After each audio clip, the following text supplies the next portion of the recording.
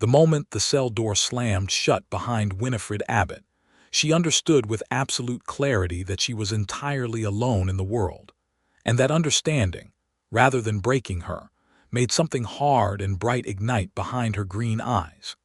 It was the spring of 1878 in the territory of New Mexico, and the town of Caldwell Creek sat baking under a sun so relentless it had bleached the wooden storefronts the color of old bones.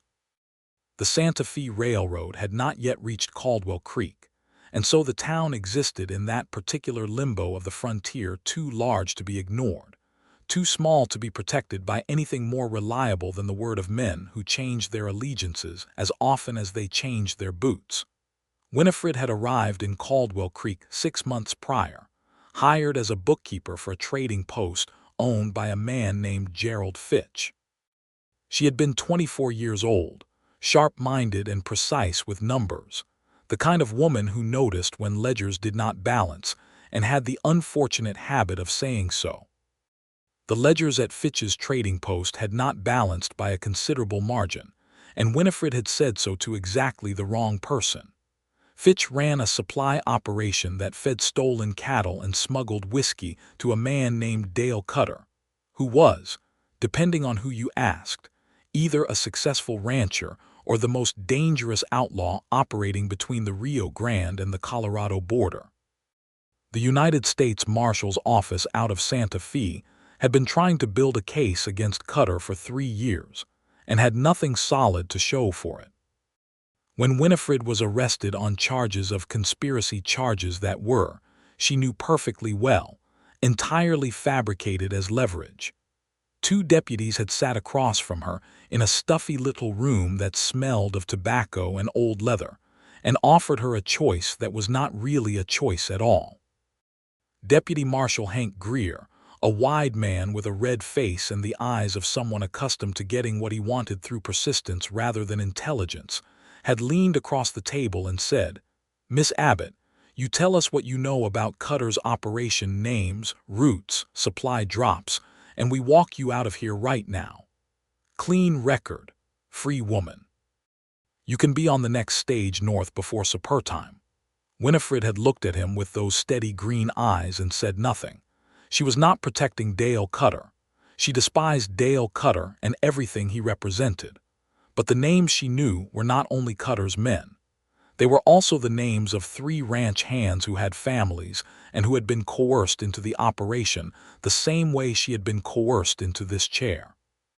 They were the name of a Mexican woman named Rosa who cooked at Cutter's camp and had been brought across the border against her will, and had nowhere to go if the operation collapsed suddenly around her. They were the name of a 15-year-old boy named Tommy Briggs who ran messages and did not fully understand what he was running. Winifred would not hand those people to Greer and his partner, who would use them as stepping stones and leave them crushed beneath federal boots when they were no longer useful. She had seen enough of how that worked. She had grown up in Missouri watching the aftermath of the war, watching the way institutions used the desperate and the coerced and then discarded them. She would not be a party to that machinery, even to save herself. So she had said nothing, and Greer had said, "Have it your way," and she had been walked across the dusty main street of Caldwell Creek in the late afternoon light with every soul in town watching from doorways and windows, and she had been put in the jail cell at the end of the marshal's building, and the door had shut, and she was alone. The cell was not terrible, as frontier cells went. There was a cot with a blanket, a bucket, a small barred window that looked out onto an alley where a single scraggly cottonwood tree grew at an improbable angle. She could see a strip of sky through the bars, deep blue shading toward evening gold, and she focused on that sky for a long time after the door shut because it was either focus on the sky or let herself cry, and she had decided she would not cry in this place. What she had not anticipated was the man in the cell across the narrow corridor. She noticed him when she finally stopped studying the sky and let her eyes adjust to the dimness of the building interior. He was sitting on his own cot with his back against the adobe wall, long legs stretched out, arms resting loosely on his knees. He was perhaps 28 or 29, lean in the way of men who worked hard and ate irregularly, with dark hair that needed cutting and a jaw covered in several days' worth of black stubble. He wore a dusty canvas shirt and worn denims and boots that had been good quality once, before several hundred miles of hard terrain had discussed the matter with them. His eyes, when they met hers across the corridor, were an unusual shade of gray-brown, the color of the land just before rain arrived. He did not say anything immediately. He just looked at her with an expression that was thoughtful rather than intrusive, the way a person looks at something they are genuinely trying to understand rather than something they merely want to possess. She found to her surprise that she did not mind the looking. After a moment he said, "Winifred Abbott." It was not a question. She said, "You know who I am." "Everybody in Caldwell Creek knows who you are by now," he said. His voice was low and even, with the unhurried quality of someone who had spent years in large open spaces. "You're the bookkeeper who wouldn't talk," she said, "and you are Joseph Slater." He paused. "I've been in here 4 days on a charge of horse theft that I did not commit, which is almost impressive in its lack of originality." Something about the dry delivery made one corner of her mouth move toward a smile against her better intentions. She said, "Who says you didn't commit it?" "I say it," he said, without heat, without defensiveness, with the simple directness of someone who had learned that honesty was more efficient than performance. "I'm a cattle buyer for the Morrison outfit out of Colorado. I ride alone, I ride long routes, and I had the bad luck to be camped 3 miles from where a man named Carson stole 6 horses from the Delacroix spread. Carson works for Dale Cutter. I suspect you might recognize that name." Winifred was quiet for a moment. Then she said, "What makes you think I know anything about Dale Cutter?" "Because Gerald Fitch's trading post supplied Cutter's operation, and you were Fitch's bookkeeper, and you just sat in that room with Greer for 2 hours and came out with your chin up and your mouth shut." He looked at her steadily. "I'm not asking you to tell me anything you don't want to tell me. I'm just explaining why I think we might have some common ground." She studied him. There was something in the straightforward quality of his attention that she had not encountered much in her 24 years. Most men, when they looked at her in a situation like this, were either calculating how to use her or calculating how to protect her from a position of superiority. Joseph Slater looked at her as though he were simply looking at another person who existed in the same difficult circumstances and deserved to be spoken to plainly. She said, "Common ground doesn't mean much when you're on the wrong side of iron bars." He said, "No, but it's a starting place." The days that followed had a strange quality to them, suspended and vivid, the way time becomes when ordinary life has been stripped away and only the essential things remain. Winifred and Joseph talked. At first carefully, feeling out the edges of trust the way you feel the edge of a step in the dark. Then more freely, as the hours stretched and the deputies came and went, and the small universe of the 2 cells contracted around them. She learned that he was from Wyoming originally, that he had come south to work for the Morrison outfit because the work paid well and he liked moving, liked the sense that the country was always different over the next ridge. He had a sister in Cheyenne named Margaret who was married to a schoolteacher, and he sent her money when he had it. He had been engaged once, 4 years ago, to a woman named Clara who had decided, quite reasonably, that a man who spent 8 months of every year on a cattle trail was not the kind of man she wanted to build a life with.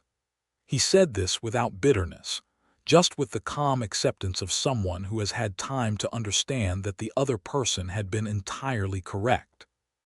She told him, in turn, that she was from Jefferson City, Missouri, that her father had been a banker and her mother had died when she was 11, and that she had learned numbers from her father's ledgers, and learned that she was good at them in the way you discover a talent by accident. And then, with a growing certainty, she had come west because Jefferson City had begun to feel like a room she had been in too long, and the territories offered work for women who had skills and were willing to be far from everything familiar. She had not anticipated Gerald Fitch, but then, she had not anticipated much of what the West had shown her. Why didn't you take Greer's deal? Joseph asked on the second day. They were eating the midday meal, corn, bread, and beans, plain but adequate, and he asked it in the same even tone he used for everything, not pressing, not accusing, just genuinely wanting to understand. She set down her tin spoon and was quiet for a moment. Then she said, because the names he wanted weren't only outlaw names. There were people caught in that operation who didn't choose to be there. A woman named Rosa. Some hands who were threatened into cooperating. A boy who didn't know what he was carrying. She looked at him directly. I won't hand desperate people to men who will use them as instruments and then forget they exist. He was quiet for several seconds. Then he said, that cost you a great deal. It cost me my freedom for the moment, she said. Rosa and those others don't have the same ability to wait for the moment to change. I do. The way he looked at her after she said that, the quality of stillness in him, the way his eyes changed, was something she would think about for a long time afterward. It was not admiration in the shallow sense, the way someone admires a performance. It was more like recognition. Like he had been looking for something for a long time and had suddenly understood where it was. He said quietly, "You're a remarkable woman, Winifred Abbott." She said briskly, "I'm a woman in a jail cell," because she did not know what else to do with the feeling that moved through her when he said her name in that particular tone. On the third day, things shifted. Greer came in the morning with a harder expression and a document that he held up to the bars of Winifred's cell. He told her that the territorial judge was arriving in Caldwell Creek in 10 days, that the charges against her were being formally drawn up, and that unless she was willing to cooperate, she was looking at 18 months in the Territorial Women's Prison outside Santa Fe. She held his gaze and said, "Good morning to you too, Deputy Marshal Greer." His jaw tightened. He turned and left without another word. Joseph, from his cell, said nothing until the footsteps had faded. Then he said, 18 months. I heard him. Winnie. It was the first time he had shortened her name, and it happened without apparent intention, as though it had simply arrived. He caught himself. "Miss Abbott, I'm sorry. I didn't mean you can call me Winnie," she said before she had decided to say it. There was a small startled silence. Then she added, with a composure she mostly meant, "It's not as though we stand much on ceremony at the moment." "Winnie," he said again, and this time it landed differently, softer, like something settled. "I'm going to get you out of here." She looked at him. "You are currently in the same building, behind the same quality of iron." "I know." He was already up from the cot, moving to the bars, and his expression had shifted from the thoughtful stillness she had come to know to something more focused and purposeful. "But I have a plan, and it requires you to trust me, and I want to tell you about it before I do anything so that you can tell me if you think I'm a fool."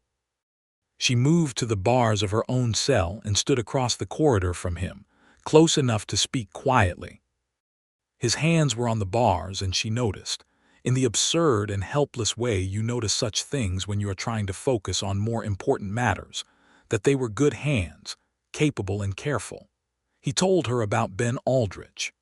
Ben Aldrich was the owner of the largest cattle operation in the Caldwell Creek area, a man of genuine wealth and established reputation who had been quietly cooperative with the Morrison outfits, buying trips for 2 years. He was also, crucially, a man who had reasons of his own to want Dale Cutter's operation. Dismantled. Cutter had been running stolen cattle through land adjacent to Aldrich's spread, and the arrangement had been causing Aldrich significant legal and financial complications. Joseph had met with Aldrich twice during his visits to Caldwell Creek, and believed that if he could get word to Aldrich, the man would apply pressure to the local marshal's office that even Greer could not comfortably ignore. "I've been trying to get a message out for 4 days, Joseph said, "and failing because Greer has made sure I don't have access to pen and paper, and none of the deputies will carry a message for a man charged with horse theft." His mouth twisted briefly. "But there's a boy who cleans out the cells every other morning. 14, maybe 15. His name is Pete. I've talked to him twice, and I think he's a decent kid who's bothered by the fact that I'm in here for something he probably suspects I didn't do." Winifred said, You want to use the cleaning boy as a messenger. I want to ask him to carry a verbal message to Ben Aldrich's foreman, a man named Ike Sorrell, who rides into town every Tuesday for supplies. Today is Sunday. He looked at her steadily. Tuesday morning, if Pete agrees. I'll tell Ike where things stand and ask him to bring the situation to Aldrich's attention. Aldrich has enough standing in this territory to make the marshal's office very uncomfortable about holding an innocent cattle buyer. She was quiet, thinking it through. She said, and what about me? Even if they release you, my situation is different. I'm the one they actually want to pressure. He looked at her, and there was nothing evasive about it. He said, that's where I come in after I'm out. I'm not going to leave you in here, Winnie. I want you to know that clearly. There was a weight to the words that was neither a promise made lightly nor a performance of gallantry.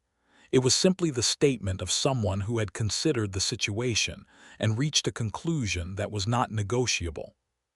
She felt something move in her chest, something warm and alarmed in equal measure, because she had learned, through long practice, not to rely on what men said they would do. She said, carefully, I appreciate the intention. He heard the reservation in her voice, and he did not push against it or try to talk her out of it. He simply nodded and said, fair enough. I just wanted you to know where I stand. Pete turned out to be willing. Monday morning he came in with his mop and his bucket and the particular invisibility of the habitually overlooked, and Joseph spoke to him in a low voice while Pete worked his way down the corridor, and the boy glanced up once with sharp dark eyes and gave a barely perceptible nod and went on mopping. Winifred watched from her cell and thought that children who had grown up on the frontier often had a quality of practical courage that the adults around them tended to underestimate, and she felt a surge of something that was almost tenderness toward this small, quiet boy doing an unremarkable errand in an unremarkable building while carrying something that mattered enormously. Tuesday came and went. No one came. Wednesday morning, Joseph was up at first light, standing at his cell window, and Winifred could see the tension in his shoulders even from across the corridor. She said from her cot, come away from the window. Watching it doesn't make it happen faster. He turned and looked at her, and some of the tension eased, replaced by that slight movement of his mouth that she had come to recognize as his version of a smile, contained and genuine, not performed for anyone's benefit. He said, you're very calm for someone in a very uncalm situation. One of us has to be, she said. He came away from the window and sat on the cot.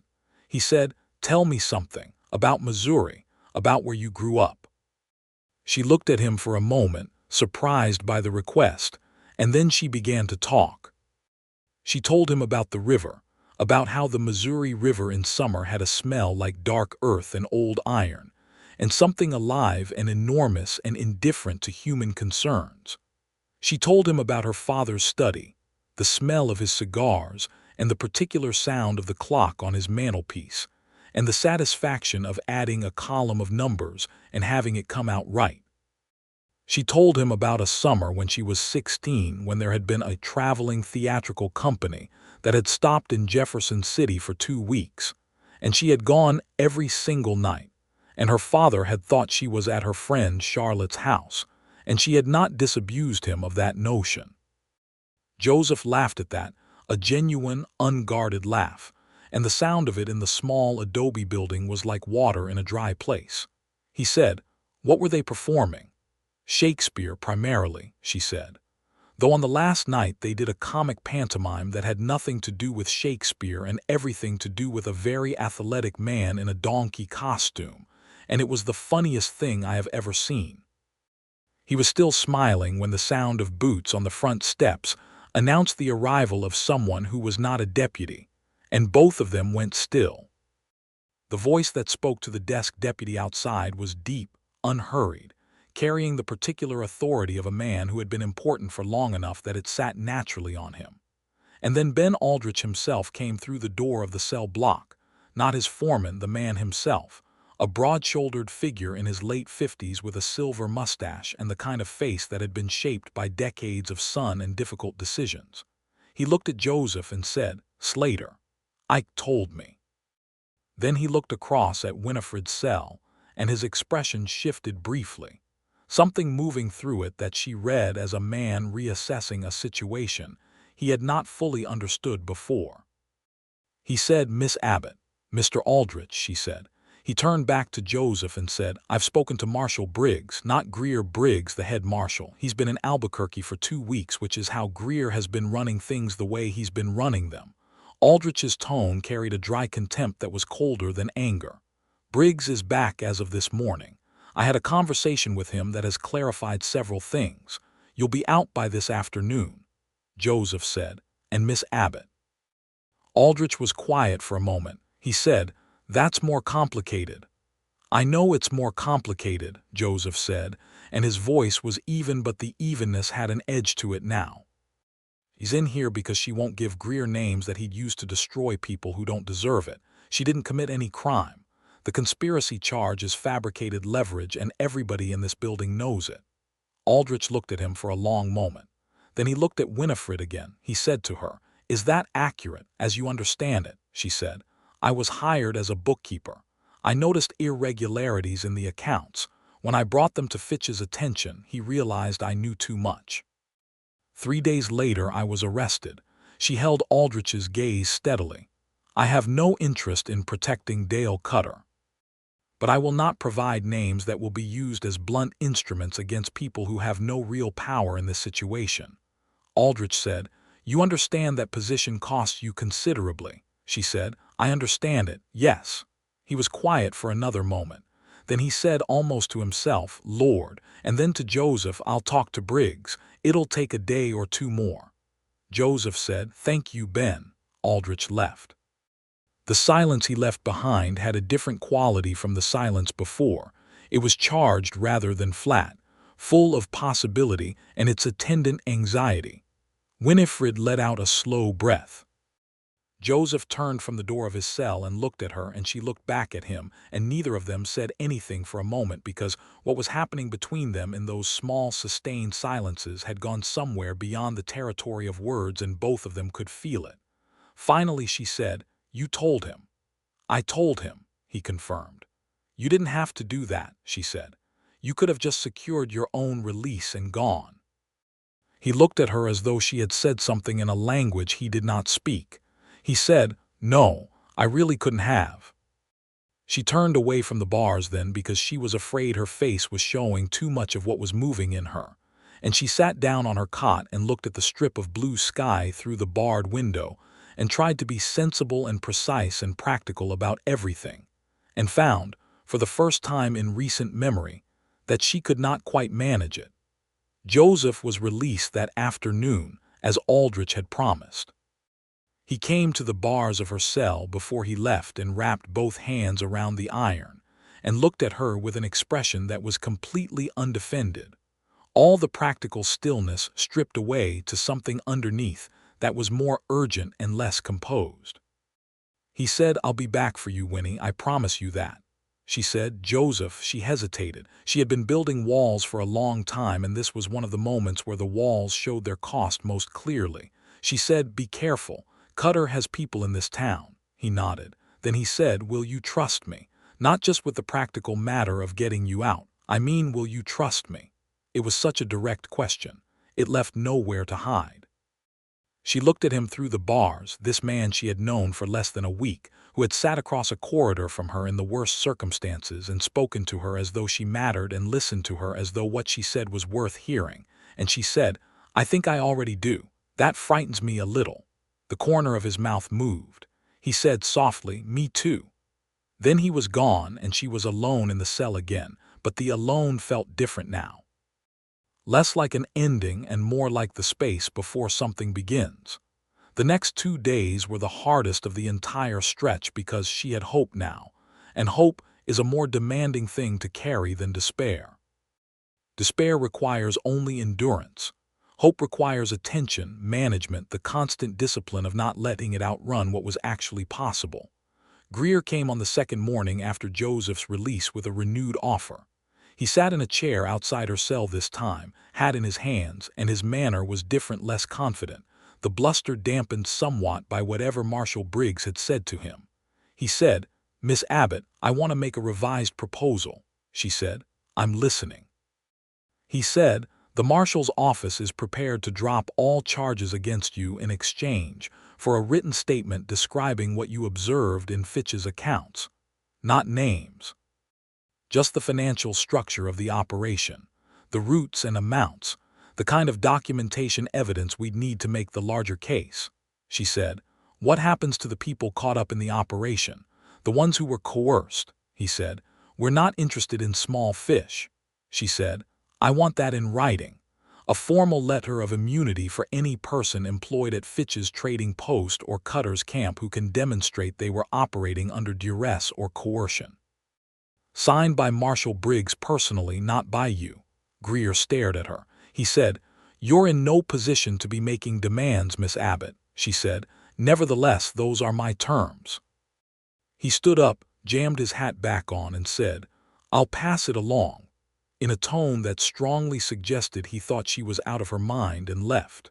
She sat back on her cot and thought about Rosa and the ranch hands and young Tommy Briggs, and thought that out of her mind or not, she had said what she'd meant, and she was not going to unsay it. The following morning she heard voices in the front of the building, a familiar voice among them, low and unhurried and entirely calm, and her heart did something sudden and involuntary in her chest that she had no dignified response to. She stood up from the cot without thinking about it and moved to the bars. Joseph came through the door of the cell block with Marshal Briggs beside him and Aldrich behind, and there was a man she did not recognize in a dark coat, who turned out to be a territorial solicitor brought in from Albuquerque. They were all talking, Briggs with the focused energy of a man correcting a problem that should never have existed, Aldrich with the quiet weight of someone whose endorsement had resolved the last objection, the solicitor with the precise efficiency of a man whose job is paperwork and who is very good at his job. Joseph was not talking. He was looking at her. Just looking across the length of the cell block, and his expression was everything she had needed to see and more than she had allowed herself to hope for. Marshal Briggs himself produced the key. He said, "Miss Abbott, the charges against you are being formally withdrawn. I apologize for the manner in which this situation was handled. It should not have proceeded the way it did." He sounded genuinely uncomfortable, which she took to be a form of sincerity. He unlocked the cell door and it swung open. She stepped out. The sensation of stepping into the corridor after 8 days in the cell, the slightly larger space, the ability to take more than 4 steps in any direction, was quietly overwhelming. She kept her composure because she was Winifred Abbott and composure was something she had spent years building. But there was a moment, just a moment, where she closed her eyes and breathed, and she felt the careful architecture of the past 8 days settle into its proper place as something that was over. When she opened her eyes, Joseph was standing just across the corridor where he had been standing for days from the other side of bars, and he was close enough now that she could see the fine lines at the corners of his eyes and the way his expression was doing something complicated, relief, and something more personal and something careful, all of it moving through those storm-colored eyes. He said, "I told you," she said. "You did." And then, because she was tired and relieved, and because 8 days across a corridor from this man had done something irreversible to her defenses, she said, "Thank you, Joseph." He said, very quietly, "Any time, Winnie. Any time at all." The solicitor, to his credit, had also brought Briggs's signed letter of immunity, which covered all employees of Fitch's trading post and cutter's operation who could demonstrate coercion, which was, as it turned out, most of them, including Rosa and the 3 ranch hands, and Tommy Briggs, who was no relation to the marshal, and who, it emerged, had genuinely not understood what he was carrying. Winifred sat with the solicitor for an hour and gave a careful, precise account of the financial structure of Cutter's supply operation, routes, amounts, dates, the particular pattern of double bookkeeping that Fitch had used, and the solicitor looked at her with the undisguised admiration of someone who respects good record-keeping and said, "Miss Abbott, your memory for detail is remarkable," she said. "Numbers stay where you put them. People are harder. The case against Dale Cutter was formally filed 2 months later, and he was arrested in September of 1878 without violence, caught in a net of financial evidence and testimony that gave him nowhere to go. Gerald Fitch received a lesser sentence in exchange for cooperation. Rosa was given safe passage and assistance relocating to Albuquerque where she had a cousin, and the 3 ranch hands were cleared entirely, and Tommy Briggs went back to his family in the next county and was, as far as anyone knew, fine. But those were the large things, and the large things take time, and in the meantime there were smaller things happening that mattered more to Winifred, though she was slow to admit it. On the evening of her release, Joseph Slater had walked her out of the Marshals building and into the late afternoon light of Caldwell Creek's Main Street, and the town had looked strange and wide, and very bright after 8 days of filtered light through a barred window. She had stood on the boardwalk and blinked and taken a slow breath of air that smelled of horse and dust and distant pine and the ever-present undercurrent of dry heat, and it had tasted like the best thing she had ever put in her lungs. Joseph stood beside her and did not say anything, just let her have the moment, and that instinctive understanding that what she needed right now was not conversation, but simply standing in the open air, was the thing that undid her in the way that everything else had not. She had to turn her face away from him because her eyes were suddenly burning, and she was absolutely not going to cry on the boardwalk in front of the entire population of Caldwell Creek. He said, gently, as though he had not noticed, "Ben Aldrich has offered you the use of a room at the hotel while you get your bearings. No obligation, just somewhere to stay that isn't a cell." She said, "That's very kind of him. He's a decent man when he's not being a cattle rancher," Joseph said, with a dry affection that made her breath catch on a laugh despite herself. They walked to the hotel, which was modest but clean, with a dining room that smelled of coffee and roasting meat, and Aldrich's foreman Ike Sorrell met them at the desk and made the arrangements with a quiet efficiency that suggested he was used to his employer doing things like this.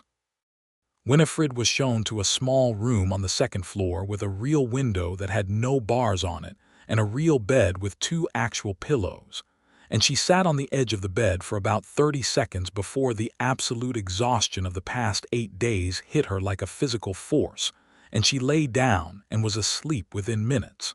She slept 12 hours. She woke to morning light and the sounds of Caldwell Creek going about its business, a horse being shod somewhere nearby, voices from the street, the rhythmic clank of a freight wagon.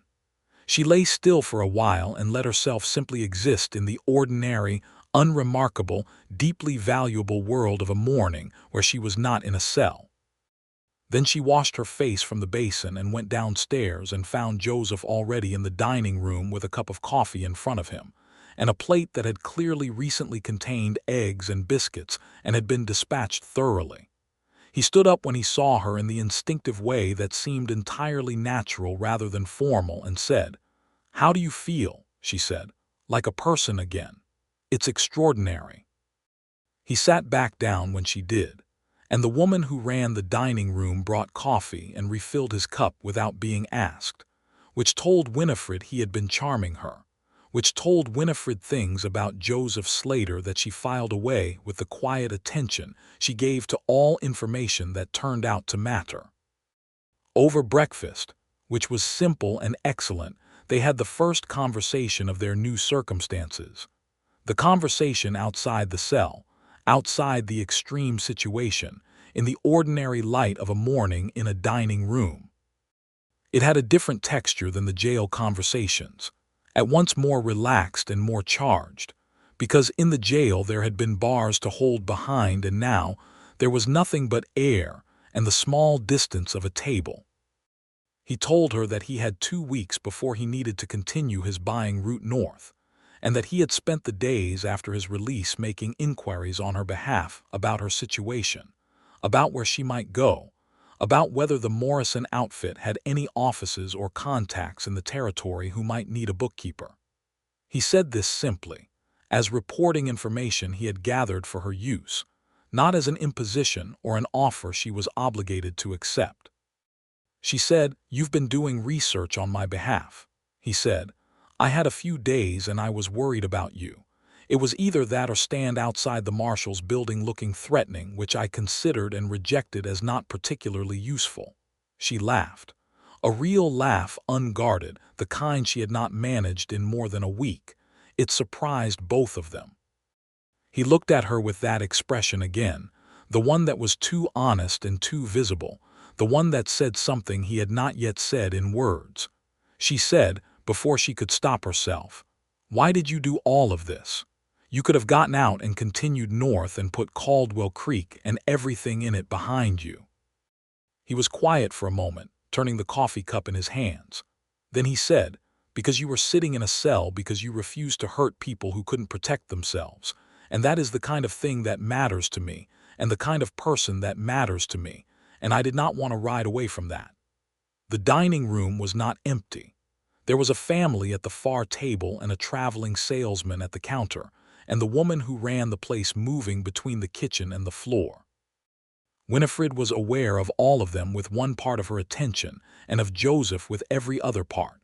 And she was aware that the careful, practical, self-contained life she had built in the space between Missouri and New Mexico was in the process of being profoundly disrupted by a man with dusty boots and steady eyes who had apparently decided she was worth staying for. She said, carefully, "Joseph, I should tell you that I have not been a person who relies on others. Not because I don't want to, but because I've found it safer not to." He said, "I know." He said it gently, not as a dismissal. "I'm not asking you to rely on me. I'm just here, for as long as you want me to be." She looked at him for a long moment. Then she said, "That is possibly the most disarming thing anyone has ever said to me." He smiled, a full, real smile this time, and it changed his face entirely, warmed it from the inside, and she had to look down at her coffee because otherwise she was going to say something that she was not ready to say yet. The days that followed moved with a quality she had not experienced before, a kind of golden ordinariness punctuated by moments of extraordinary clarity. Joseph stayed in Caldwell Creek longer than he had initially planned. He did not make a production of this, just was there, appearing in the mornings at the hotel dining room, suggesting a walk along the creek in the late afternoon when the heat had lifted, spending evenings on the hotel porch where the chairs faced the desert and the sky went through its nightly performance of color.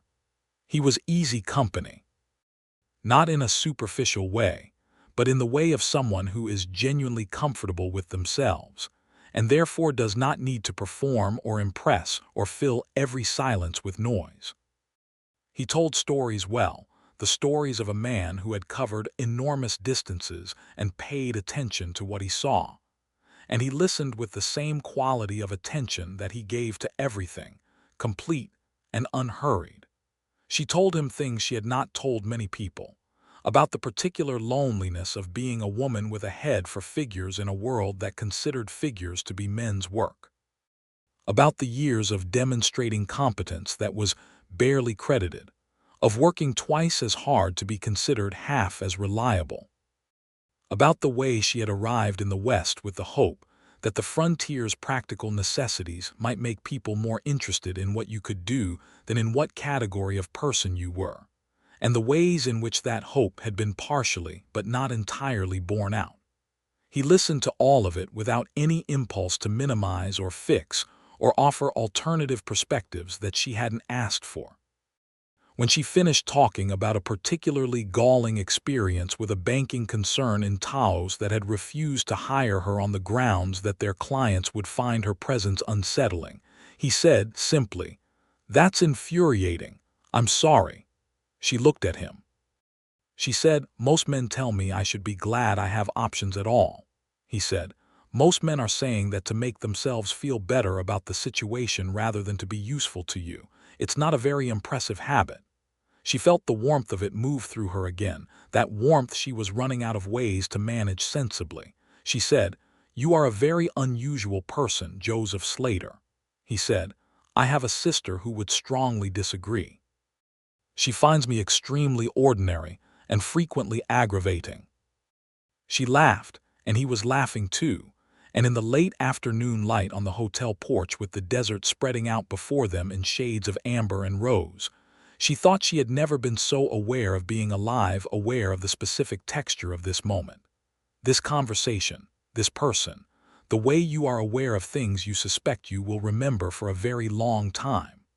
3 weeks after her release from the cell, Joseph had not yet left for Colorado.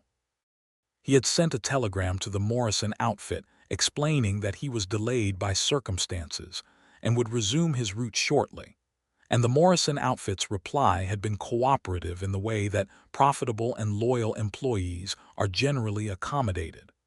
Winifred knew about the telegram because he had told her, not with any significant weight or implication, just as an item of information about where things stood.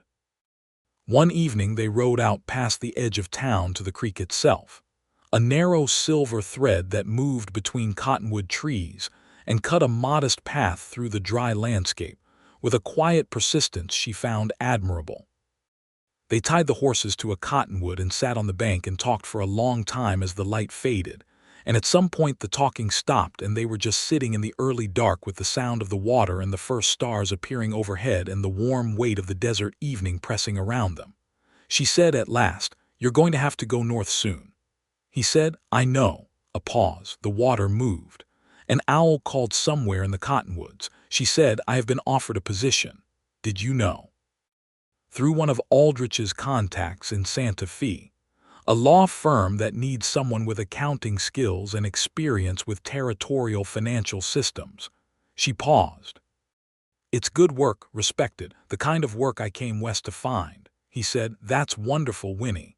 The simplicity of his pleasure for her was real and uncomplicated, and she felt it land somewhere important. She said, "Santa Fe is a long way from Colorado."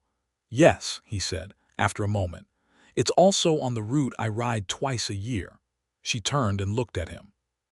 In the dark, the particular gray-brown of his eyes was not visible, but the expression was the careful, undefended honesty of it, the way he looked at her as though she were the most interesting thing in his field of vision and had been for a while now.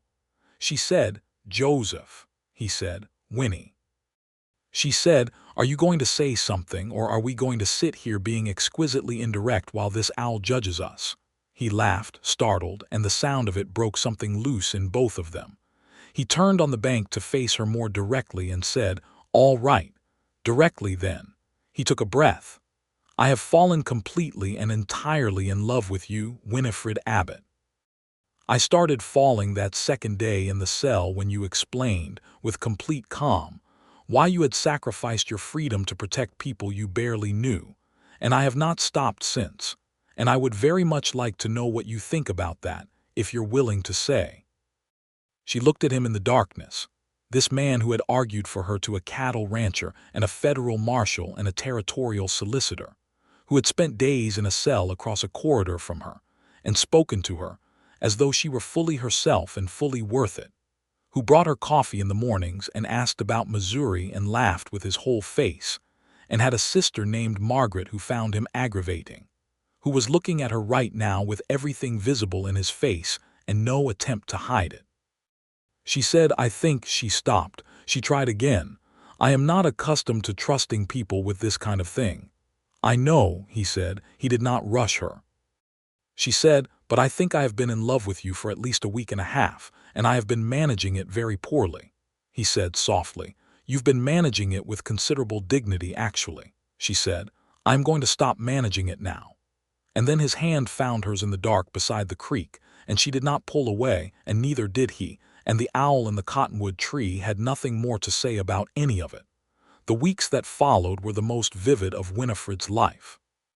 She would think that later, looking back from a distance of years, and understand that it was not merely the falling in love, though that was large enough, but the combination of it with everything else.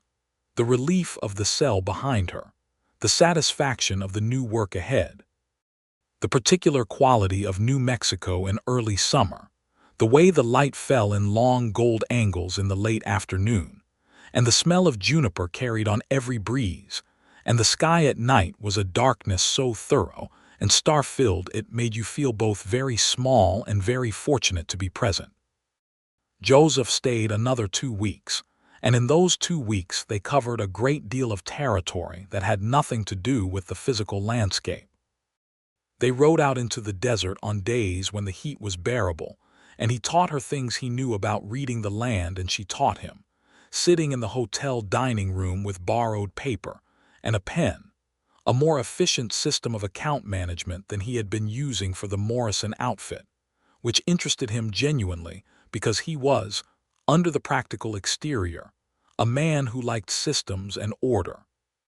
They had their first argument on a Thursday about whether she should carry a firearm given Cutter's operation was still active and she would be traveling to Santa Fe alone. He felt she should.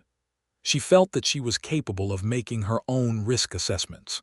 He pointed out that this was not about her capability, but about the practical reality of a woman traveling alone through territory where people connected to Cutter might still be operating. She pointed out that if she had been a man, he would not be having this conversation with her. He said that was true and unfair, and that he hated both of those facts simultaneously, but that the unfairness did not change the practical risk, and could she please just consider it. She said, "I know how to shoot. My father taught me when I was 12. He said, "Then take the gun." She said after a pause, "Fine." He said, "Thank you." She said, "Don't be smug about it."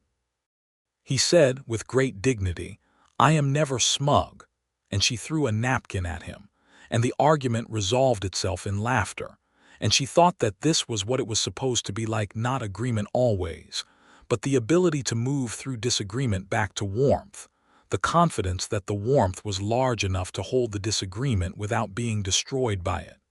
He left on a Monday in late June. She stood on the main street of Caldwell Creek in the early morning while he saddled his horse and packed his gear, and they had already said most of what needed saying in the evenings on the porch and along the creek, and in the quiet, sustained conversations that had become the architecture of the past weeks. There was not much left that required words. He held her hands and looked at her and said, "I'll write, every chance I get, and I'll be in Santa Fe before the first snow, I promise you." She said, "I'll hold you to that." He said, "I'm counting on it." He kissed her then, the first time, brief and careful and entirely right. And then he was up in the saddle, and she was watching him ride north out of Caldwell Creek, and she did not look away until he was a small dark figure against the pale morning horizon. And then she turned around and walked back toward the hotel to finish packing her own things for the stage south. Santa Fe was everything Caldwell Creek was not. It was old and complex and layered with history, Spanish colonial buildings, alongside newer American construction, the palace of the governors that had been standing since the 1600s, a cathedral being built in a French Romanesque style that looked startling and magnificent against the high desert sky. It was 1878, and the railroad had not yet reached Santa Fe either, but there was talk of it, and the town hummed with the particular energy of a place anticipating its own expansion. The law firm was Hartley and Vance, established attorneys with a practice that spanned mining claims, land disputes, and the complicated financial arrangements of territorial commerce. Senior partner Edmund Hartley was a thin, precise man of 60 who had initially seemed uncertain about hiring a woman, and had been quietly but thoroughly reassured by the precision of Winifred's accounting demonstration and the thoroughness of Ben Aldrich's written endorsement. She was good at the work. She had always been good at the work. She organized the firm's accounts with a systematic efficiency that visibly relaxed Hartley, who had spent years in a state of mild anxiety about his finances. And within 6 weeks, she had also caught 3 billing errors that would have caused the firm significant legal complications, and proposed a document management system that Hartley adopted in full. He told her at the end of August that she was the best financial manager the firm had ever had, which she accepted with professional composure and allowed herself to be quietly delighted by in private. Joseph's letters arrived. This was, perhaps, the the most ordinary miracle of those months and the one she was most grateful for. They came from wherever his route took him, Denver, Pueblo, a tiny post office in a settlement so small she had to study her map to locate it, written in a hand that was clear and angular, and as direct as his speech. He wrote about the landscape, the specific textures of the Colorado high country in summer that she had never seen, the way thunderstorms moved across mountain ranges with a visible drama that made him think of the Shakespeare she had described. He wrote about the Morrison outfit's other buyers, one of whom was an elderly Scotsman named McIntosh who had strong opinions about cattle genetics and stronger opinions about whiskey and was, Joseph reported, excellent company on a long trail. He wrote about Margaret, his sister in Cheyenne, who had written to ask about him with what Joseph described as transparent investigative intent, meaning she wanted to know if there was a woman involved and was too polite to ask directly. He wrote about her, about how he thought of her in the mornings when he was saddling up, and the light was the particular clear quality that she would appreciate, about the specific empty quality of evenings on the trail that had not been empty before in the same way, about the creek outside Caldwell Creek and the owl in the cottonwood, and the fact that he thought of both of those things frequently. She wrote back every letter he sent. She wrote about the city, about the cathedral, about a case the firm was handling that involved a mining concern with accounts so creatively maintained, they were almost admirable in their dishonesty, about the woman who ran the boarding house where she lived and who was originally from Ohio and grew extraordinary roses in pots on the windowsills and fed everyone far more than they were paying for. She wrote about the Santa Fe Mountains, visible from the street on clear days, the way they were pale blue in the distance and looked like a painting. She wrote, carefully and then less carefully, about how she felt, how she had not expected to feel this way, how she was not entirely sure what to do with it, except let it be what it was. He wrote back and said that he was in full agreement on all points, and that the first snow in the Colorado mountains had come early, and he was revising his timeline to account for conditions on the southern route, and intended to arrive in Santa Fe no later than the 22nd of October, and she should please save that evening because he intended to take her to dinner somewhere that was not a jail, a hotel dining room, or the bank of a creek. She saved the evening. He arrived on October 19th, 3 days ahead of schedule, appearing in the doorway of Hartley and Vance's offices at 4 in the afternoon while she was in the middle of reconciling a quarterly account. She looked up at the sound of the door, and there he was, dusty from the road as usual, hat in hand, and for a moment she thought her heart was simply going to stop from the plain joy of seeing him standing there. She said, "You're early." He said, "I rode hard." She said, "Did you?" He said, "I had reasons." She closed the ledger with a precision that was almost entirely performance, because her hands were not quite steady, and she stood up and crossed the office, and he was already moving toward her, and then she was in his arms and her face was against the warm, solid reality of his shoulder, and she could feel his heart going as fast as hers, and everything. The careful architecture of the past months, the letters, the work, the distance resolved into this single straightforward fact of him here, her here. Both of them in the same place at last. He held her and she held him, and neither of them said anything for a long moment because this was one of those moments that words arrive after, not during. Then she said, muffled against his shoulder, "You need a bath." He laughed, startled and helpless, and pulled back to look at her, and his eyes were bright and his expression was absolutely unguarded, and she had never in her life seen anything she found more beautiful. He said, "That is factually correct." She said, "The boarding house has a good bathtub. Mrs. Oliphant won't mind." He said, "Mrs. Oliphant is your landlady with the roses." "The same." He looked at her for another moment, his hand still at her waist, and said, "I have something I want to ask you. It can wait until dinner. It's been waiting for months, and it can certainly wait for a bath and a change of clothes, but I want you to know it's coming." She said, "I have a reasonable hypothesis about what it is." He said, "Do you have a reasonable hypothesis about what your answer will be?" she said, looking up at him in the warm late afternoon light of Hartley and Vance's Santa Fe office. "I have a very strong hypothesis," he said. "That's all I need for now." He did ask, at dinner, which was at a restaurant near the plaza that served food reflecting the meeting of three culinary traditions, and was excellent.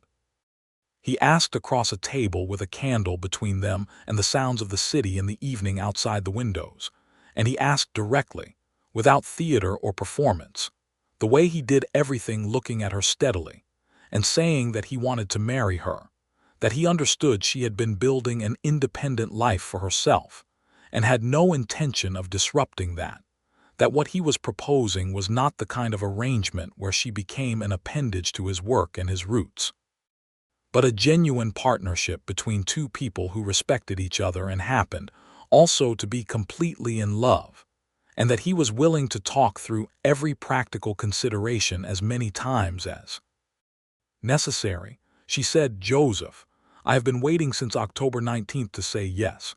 Please let me say yes." He stopped talking. He said, "Yes," she said, "yes." He reached across the table and took her hand the same way he had in the dark beside the creek in Caldwell Creek, and his smile, that full, warm, unguarded smile that changed his whole face, was the best answer she had ever received to anything she had not said out loud. They were married in December of 1878, in Santa Fe, in a ceremony at the house of Ben Aldrich's lawyer acquaintance, who had a large parlor and a wife who could play the piano, and no objection to hosting the wedding of a bookkeeper and a cattle buyer on a Tuesday afternoon. It was small and specific and exactly right. Margaret came down from Cheyenne on the stage, bringing with her a husband named Thomas who taught history, and had the benevolent, distracted air of someone whose mind is always partially in another century, and the three of them took to each other with the ease of people who understand each other's fundamental nature within the first hour. Margaret said to Winifred when the men were occupied with something across the room, "I have been waiting for years for someone to arrive who would make my brother act like himself. You are apparently that person, and I am very grateful." Winifred said, "He seems very much himself to me." Margaret said, "That is precisely what I mean. He was himself with other people too, but it was effortful. With you it's just natural." She looked across the room at where Joseph was laughing with Thomas, and her expression was the gentle, fond exasperation of a sibling who is also proud. "He told me about the cell," she said, "about what you did, about not naming names." She looked back at Winifred. "He told me about that before he told me he was in love with you." Winifred was quiet for a moment. Then she said, "I suspect those two things are not unconnected." Margaret said, "No, I suspect they're not." The ceremony was performed by a justice of the peace who had a magnificent white mustache and took the institution of marriage seriously in a way that was evident in every syllable. And they said the words in that ordinary parlor with afternoon light through the windows and Mrs. Aldrich's acquaintance playing a waltz on the slightly out-of-tune piano. And when Joseph put the ring on her finger and looked at her, she thought that she would not swap this for any cathedral in the world. They settled, practically, in Santa Fe. Joseph renegotiated his arrangement with the Morrison outfit to operate from a southern base, which suited the outfit well enough since their New Mexico territory business was growing and needed attention. He was still gone, for Stretch's cattle buying is not a sedentary profession, but the routes were shorter and the returns more frequent, and the boarding house gave way within the year to a small adobe house on a side street, 3 blocks from Hartley and Vance's offices, where the ceiling was low, and the walls were thick and roses grew in pots on the windowsills, because Mrs. Oliphant had given them cuttings as a wedding gift. Winifred continued working. Hartley, who had come around entirely to the position that a talented financial manager was a talented financial manager regardless of any other consideration, was not about to suggest she stop, and she had no intention of stopping. She loved the work. She had always loved the work. And the Santa Fe of the late 1870s and early 1880s was full of work for someone who could navigate the complex financial landscape of a territory in transition mining operations, land grants, the approaching railroad with all the economic complication it brought, the complicated question of territorial businesses, and their relationship to the new flows of capital coming from the East. The Dale Cutter case was resolved in the autumn of 1878, as she had known it would be. His trial in Albuquerque lasted 3 days, and he was convicted on 12 counts of theft, fraud, and related violations, and sentenced to 15 years. Gerald Fitch received 5 years and was out in 3, which bothered her less than it might have because Fitch was fundamentally small, and the system had continued to function without him in any meaningful sense. Rosa sent a letter from Albuquerque, a careful, formal letter, translated with some help, saying she was well and working and grateful. The ranch hands returned to ranching. Tommy Briggs, who was 16 by the time the trial concluded, became, according to a report she received from Aldrich's foreman Ike Sorrell, a decent, industrious young man who seemed determined to put the whole business firmly behind him. Winifred kept that letter from Rosa in the small cedar box where she kept other letters that mattered: Joseph's letters from the trail, Margaret's letters from Cheyenne, a letter from her father in Jefferson City who had written, finally, at Joseph's gentle insistence, and the relationship between them had resumed at a slower and more careful pace that was, she thought, more honest than what it had been before. Their son was born in November of 1880, and they named him William, after no one in particular and after the feeling of the name, which was solid and clear and easy to say. He was dark-haired like his father, and had Winifred's green eyes and an expression of interested attention that both of his parents recognized immediately. Joseph, who had not in his life been given to outward demonstrations of feeling, except in the specific and sustained way he had always shown feeling for Winifred, held his son for the first time in the quiet hour before morning and looked at the small, serious face and said, simply, "Hello, William," with a tenderness so large and open it filled the whole room.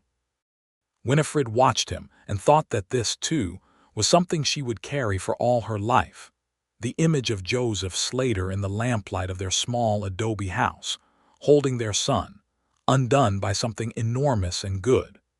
William grew with the particular vitality of frontier children, absorbing the complex world of 1880s Santa Fe with the same interested attention he had shown from the beginning. He was inquisitive and physical, and could add columns of numbers in his head by age 4, which Winifred accepted with the quiet pride of the obviously inevitable. And he loved horses with a completeness that made Joseph suspect the Morrison outfit's next generation of buyers might already be in training. 3 years after William, in the summer of 1883, a daughter arrived who they named Clara, not after Joseph's former fiancée. Winifred was clear on this, but after the name itself, after the quality of it, clear and light and precise. Clara was from the beginning a very different creature than William, quieter, more watchful, with a stillness that was not vacancy but deep attention, and a sense of humor that emerged by age 2 in a series of observations so dry and accurate that visitors to the house regularly laughed and then looked surprised at themselves for laughing. The Santa Fe that William and Clara grew up in was not the same Santa Fe of 1878. The Atchison, Topeka, and Santa Fe Railroad had reached the city by 1880, and the change it brought was seismic: population, commerce, new buildings, new voices, new complications. The simple adobe world of the old city was becoming something more layered and less quiet, and Winifred, whose accounting work had grown into something almost like a small practice of her own, operated at the center of that economic transformation with the same systematic precision she had brought to everything. She had an office now, separate from Hartley and Vance, though she maintained her relationship with them, a 2-room suite above a mercantile on the east side of the plaza, where the afternoon light came in at an angle she particularly liked. She employed a young woman named Anita Reyes, who had a facility for numbers and a sharp eye for discrepancy that reminded Winifred agreeably of herself at 20. And she found considerable satisfaction in teaching Anita the things she had learned through long experience rather than letting her discover them the hard way.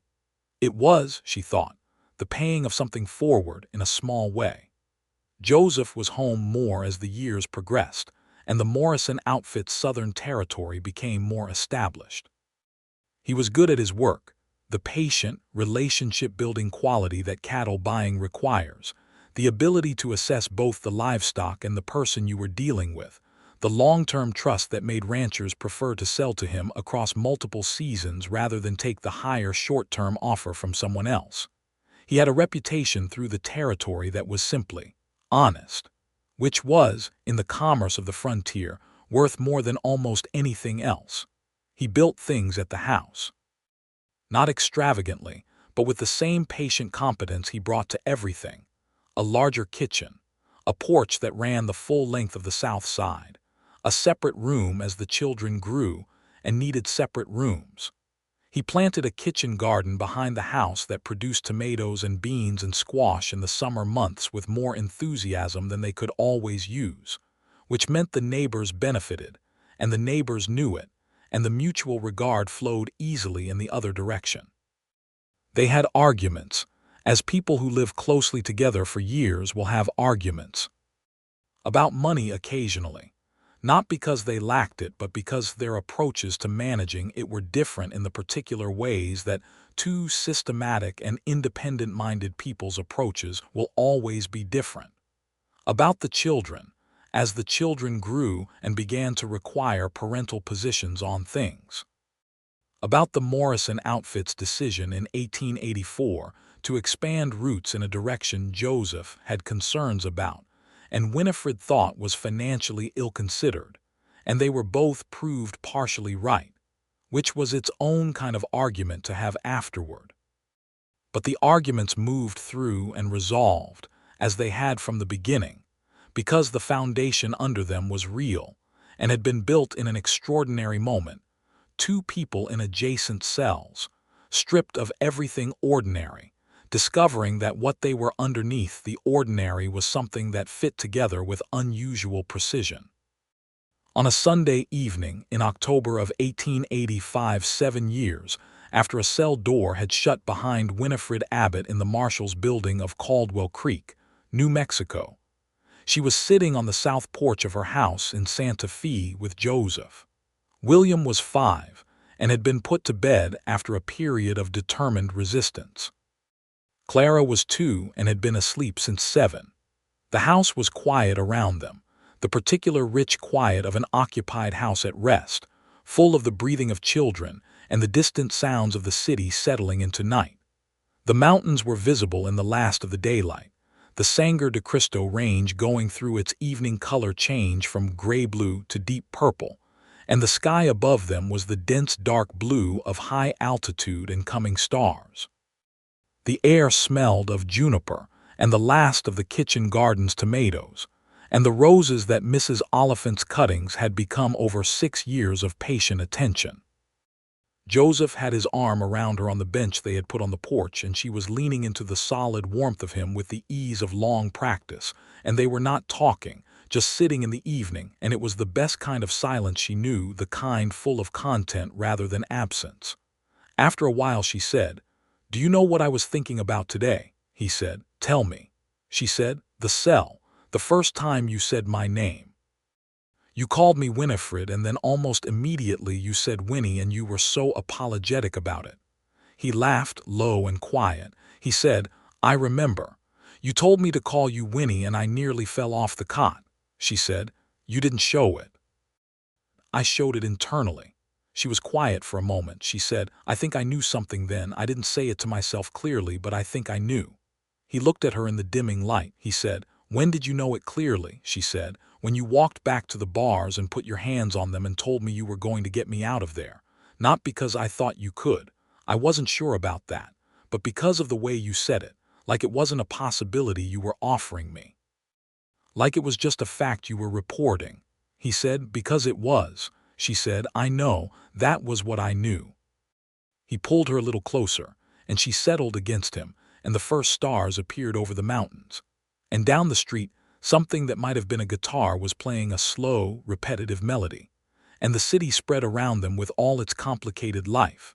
And she thought of everything that had been required to arrive here.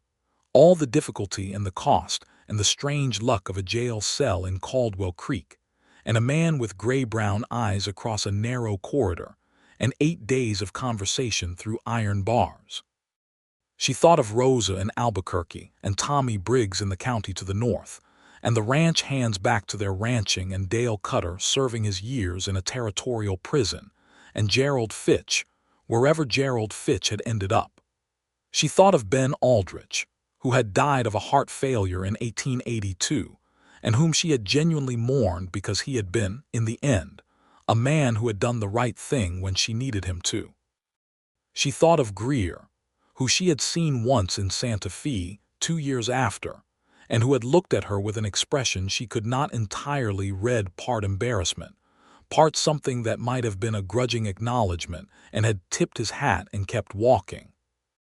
She thought of the offer she had refused and the price she had paid for refusing it, and the fact that the price had been worth it in every direction. In the immediate sense of the people, it had protected, and in the longer, stranger sense of the road, it had kept her on to arrive here, to this porch, to this evening, to this. William called from inside the house, not distressed, just awake and not particularly interested in staying asleep, as 5-year-olds sometimes are. Joseph started to get up, and she caught his arm and said, "I'll go." He settled back. She stood, paused with her hand on his shoulder for a moment, and he covered her hand with his, and they were still for 1 second, just that, her hand on his shoulder, his hand on hers, the mountains in the dark, the stars arriving. Then she went inside.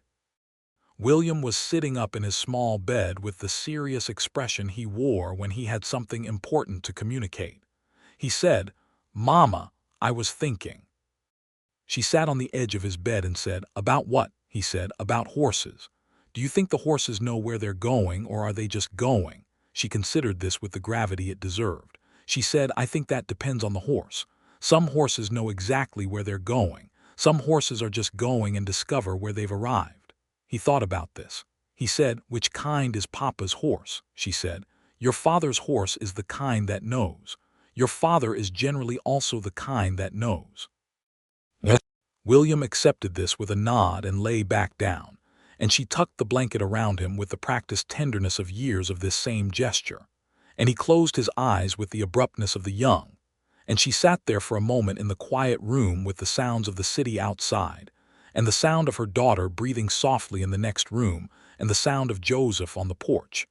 And she thought that she was a woman who had known where she was going mostly, and that arriving had exceeded everything she had planned for. She went back to the porch and sat down beside Joseph, and the night deepened around them, and the stars became what they became in the high desert, not scattered points, but a whole other sky, present and enormous. She said, "He wanted to know if horses know where they're going." Joseph said, "What did you say?" She said, "I said it depends on the horse." He said, "That's true." She said, "I told him you and your horse are the knowing kind." He was quiet for a moment, then he said, "I wasn't always. I spent a lot of years just going," she said, "and then." He looked at her with that expression she had been looking at for 7 years, and which had not lost a fraction of its capacity to make her feel warmly and completely known. He said, "And then I ended up in a jail cell in Caldwell Creek across from the most remarkable woman I had ever encountered, and after that I was the knowing kind." She said, "Remarkable, you've called me that before." He said, "Because it remains accurate." She said, "You are a very consistent man, Joseph Slater." He said, "I try to be." She leaned back against him and looked up at the stars and felt the whole of it. The whole length and weight and texture of the 7 years and the life they were living and the life still ahead of them, with a clarity and a fullness that was nothing like the sharp, isolated brightness of the cell in 1878, but which had grown from that brightness, the way roses grow from cuttings, persistent and specific, and larger than you would have thought possible from such a small beginning. William and Clara grew through the years of the 1880s in the way of frontier children, capable and curious, and unimpressed by the things that adults found difficult, because they had never known those things to be otherwise, and therefore treated them as simply the texture of the world. William, at 8, could read accounts almost as well as his mother, which she found satisfying in ways she tried not to make too obvious about. Clara, at 6, had adopted a position of philosophical authority on most subjects, and delivered her opinions with a precision that made Joseph laugh until he had to leave the room. Margaret and Thomas visited from Cheyenne in the summer of 1886, and the house was full for 3 weeks in the way that happens when family occupies every corner, loud and warm and slightly chaotic, and the specific pleasure of people you love in the same space. Thomas taught William to play chess during that visit, and Margaret taught Clara a song in German that Clara sang for 2 months afterward with great solemnity and complete mispronunciation. And on the last evening of the visit, the 4 adults sat on the south porch long after the children were asleep and talked through the night until the sky in the east began to pale. Margaret said near dawn, "I want to tell you something that Thomas thinks I shouldn't say because it will embarrass you both."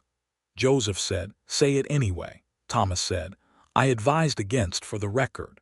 Margaret said, "When Joseph first told me about you, Winifred, he used the words, and I am quoting directly, 'I think she is the person I have been trying to become for some years, and if I'm very fortunate she will agree to be in my life.'" She paused. I thought at the time that was either very beautiful or completely terrifying.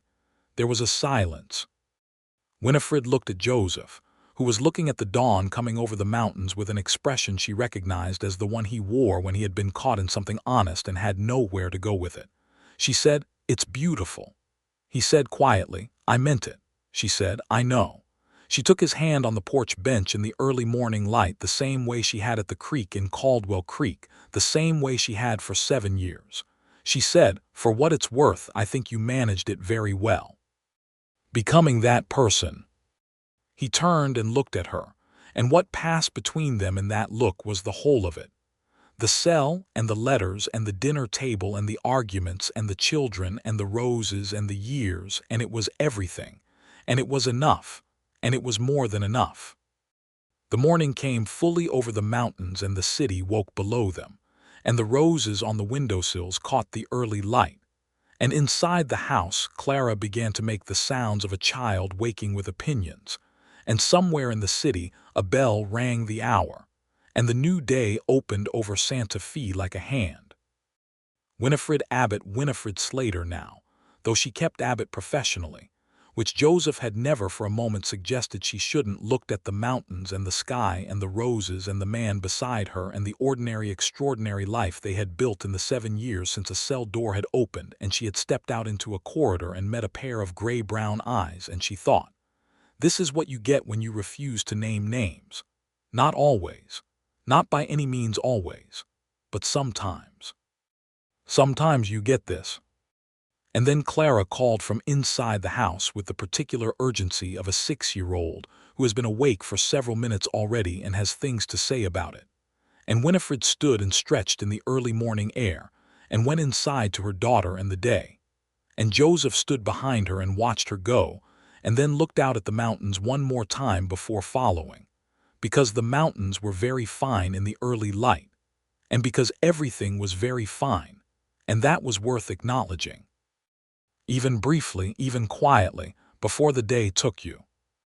The city spread south and east in the clear morning, and the Santa Fe River caught the light, and somewhere beyond the mountains, the routes ran north to Colorado and east to Missouri and south toward the Rio Grande, and in all directions toward everything the land held, all its difficulty and beauty and injustice and unexpected grace, and the story that had begun in a cell with a woman who would not speak and a man who would not leave continued in the way of all real stories.